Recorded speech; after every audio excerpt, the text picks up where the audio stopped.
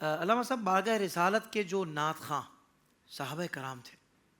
ان ثنا خانوں کی اگر بات کی جائے، جیسے حضرت کعب بن مالک رضی اللہ عنہ، حضرت عبداللہ بن رواحہ رضی اللہ عنہ، کچھ ان حضرات کے بارے میں بتائیں کہ ان کی ثنا خوانی کا انداز کیا ہوتا تھا؟ ثنا خوانی سرکار علیہ الصلوۃ والسلام کی یہ ایک بہت بڑی سعادت ہے، اور صحابہ کرام نے نبی کریم علیہ الصلوۃ والسلام سے اپنی محبتوں کا جو اظہار فرمایا ہے، اس میں ایک طریقہ یہ بھی تھا کہ سرکار علیہ الصلوۃ والسلام کی شان کو بیان کرتے تھے، نثر میں بھی بیان کرتے تھے اور نظم میں بھی بیان کرتے تھے۔ حسان بن ثابت رضی اللہ تعالیٰ عنہ کا تو شعر ہمارے یہاں پر بڑا مشہور ہے، وَأَحْسَنُ مِنْكَ لَمْ تَرَ قَطُّ عَيْنِي وَأَجْمَلُ مِنْكَ لَمْ تَلِدِ النِّسَاءُ خُلِقْتَ مُبَرَّأً مِنْ كُلِّ عَيْبٍ كَأَنَّكَ قَدْ خُلِقْتَ كَمَا تَشَاءُ، کہ اے محبوب، آپ جیسا حسین و جمیل میری آنکھ نے آج تک نہیں دیکھا، آپ کے جیسا جمال والا کسی ماں نے جنا ہی نہیں، اور یہ کیسے ہو سکتا تھا کہ آپ کے جیسا جمال والا پیدا ہو؟ اللہ تعالیٰ نے تو آپ کو ہر عیب سے پاک پیدا فرمایا، ایسا پیدا فرمایا کہ جیسا آپ چاہتے تھے۔ اللہ اکبر۔ اب یہاں پر آپ اس شعر کو سامنے رکھ کر اس بات کا اندازہ کر سکتے ہیں کہ صحابہ کرام نے نبی کریم علیہ الصلوۃ والسلام کی محبت کو کس انداز سے ظاہر فرمایا۔ آپ نے حضرت کعب بن مالک کا ذکر کیا، آپ نے حضرت عبداللہ بن رواحہ رضی اللہ تعالیٰ عنہما کا ذکر کیا۔ صحابہ کرام جب نعت خوانی کرتے تھے نا، تو وہ ایک باب مقصد نعت خوانی تھی، اس کے پیچھے ایک مقصد بہت بڑا ہوتا تھا، جس میں ہمیں یہ نظر آتا تھا کہ صحابہ کرام جو ہے وہ سرکار علیہ الصلوۃ والسلام کا پیغام لوگوں تک پہنچانا چاہ رہے ہیں، کہ دین کا دفاع بھی مقصود ہوتا تھا، کفار پر ہیبت ڈالنا بھی مقصود ہوتی تھی۔ اور ان صحابہ کرام میں سے بعض نے اپنے موضوعات کو تو منتخب کر لیا تھا، بعض صحابہ کرام تھے وہ صرف سرکار علیہ الصلوۃ والسلام کی مدح و ثنا میں کلام کرتے تھے، کفار نے ہجوم کی، ادھر سے جواب دیا۔ بعض صحابہ کرام تھے وہ کفار پر ہیبت ڈالنے کے لیے ہی اشعار پڑھا کرتے تھے، لوگوں کے اندر جذبہ بیدار کرنے کے لیے۔ حضرت کعب بن مالک رضی اللہ تعالیٰ عنہ کا شعبہ یہی تھا کہ آپ جو ہے وہ مسلمانوں کو جنگ کے لیے تیار فرماتے اور کفار اور منافقین کے اوپر آپ ہیبت ڈالتے تھے۔ ایک قبیلے کے بارے میں آتا ہے کہ ایک قبیلے نے صرف آپ کے ایک بند کی وجہ سے جو اسلام قبول کر لیا، ان پر ایسا روب طاری ہوا۔ وہ جو آپ کا جو ایک انداز تھا نا، وہ جو شعر تھا، وہ جو بند تھا، اس میں آپ کہتے ہیں قضینا من تہامۃ کل ریب وخیبر ثم اجممنا السیوف۔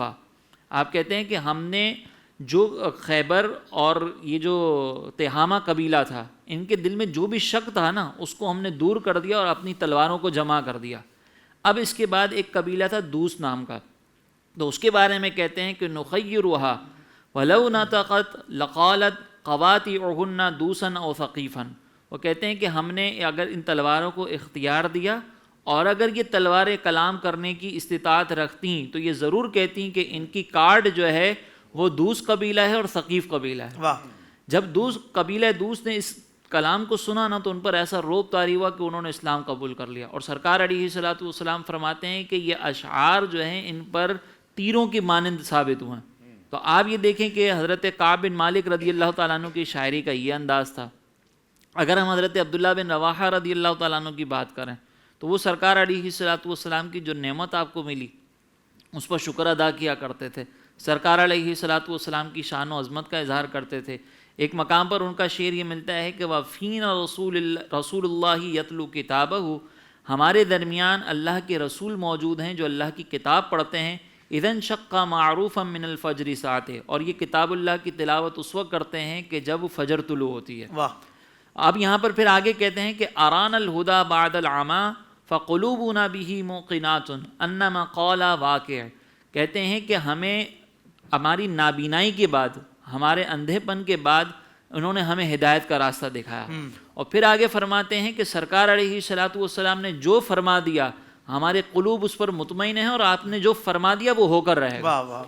اب آپ یہ دیکھیں کہ کتنا یقین ہے کہ میرے آقا علیہ الصلوۃ والسلام نے جس چیز کی خبر دی ہے، میرے آقا علیہ الصلوۃ والسلام نے جس چیز کے بارے میں فرما دیا، جو احکامات ہمیں عطا فرما دیے، جس کو جو بشارت دے دی، سرکار کا جو بھی قول ہے وہ ہو کر رہے گا۔ سرکار علیہ الصلوۃ والسلام نے منافقین کو فرمایا کہ یہ جہنم کے نچلے طبقے میں ہوں گے تو وہ جہنم کے نچلے طبقے میں ہوں گے، اور اگر صحابہ کے بارے میں فرمایا کہ وہ جنت کے اعلیٰ درجات پائیں گے تو وہ جنت کے اعلیٰ درجات پائیں گے۔ سرکار علیہ الصلوۃ والسلام نے جو کہا وہ ہو کر رہے گا۔ بدر کے میدان میں سرکار علیہ السلام نے کہا کہ فلاں یہاں پر مرے گا تو وہ وہیں پر مر رہا ہے، ایک انچ بھی آگے پیچھے نہیں جا رہا۔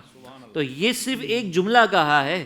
کہ انما قال ولواقع، کہ سرکار علیہ السلام نے جو فرمایا وہ ہو کر رہے گا۔ اگر آپ اس کی تشریح دیکھیں تو سرکار علیہ السلام کی پوری سیرت ہے کہ سرکار علیہ السلام نے جس کے بارے میں جو فرمایا وہ ہو کر رہا۔ سبحان اللہ۔ تو ہم صحابہ کرام کی حیات طیبہ میں دیکھتے ہیں کہ وہاں پہ اشعار کی صورت میں ہمیں عقیدے بھی مل رہے ہوتے ہیں، یہاں پر تو عقیدہ ایک مل رہا ہے نا ہمیں، جی جی، کہ سرکار نے جو فرما دیا وہ ہو کر رہے گا۔